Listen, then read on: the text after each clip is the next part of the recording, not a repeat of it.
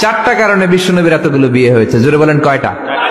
একটা হচ্ছে educational cause, একটা হচ্ছে লিগ্যাল কজ, একটা হচ্ছে সোশ্যাল কজ, আর একটা হচ্ছে পলিটিক্যাল কজ।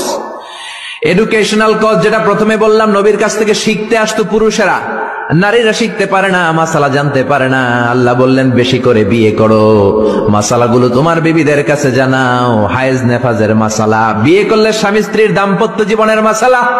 ও নবী, তুমিও বলতে লজ্জা পাও, নারীরা শুনতে লজ্জা পায়, তোমার বিবিদের কাছ থেকে এসে এসে শিখে যাবে রে নবী। এক নাম্বার কজ এডুকেশনাল। দুই নাম্বার লিগ্যাল।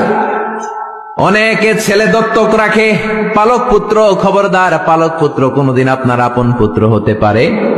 যায়েদ বিন হারেসাকে বিশ্বনবী ছেলের মতো রাখলেন। সবাই বলতে আরম্ভ করলো যায়েদ বিন মুহাম্মদ, মুহাম্মদের ছেলে যায়েদ। আসলে কি মুহাম্মদ সাল্লাল্লাহু আলাইহি ওয়াসাল্লামের ছেলে? না, হারেসার ছেলে। এইটা বোঝানোর জন্য যায়েদ বিন হারেসা যখন জাইনাব বিন জাহাশকে তালাক দিলেন, বিশ্বনবী বললেন তুমি তোমার পালক পুত্রের বউকে এখন বিয়ে করবা। সুবহানাল্লাহ। Legal cause to inform the society the legal rule of Islam. ইসলামের রুলিং শিখানোর জন্য পালক পুত্রের বউ তালাক পাওয়ার পরে বাবা বিয়ে করতে পারে। সুবহানাল্লাহ কোন? আর জোরে কোন? দুইটা গেল। তিন নাম্বার সোশ্যাল কারণে আমার নবী ছিলেন সামাজিক। সামাজিকতার বন্ধনকে শক্ত করার জন্য কিছু বিয়ে করলেন। কেমন?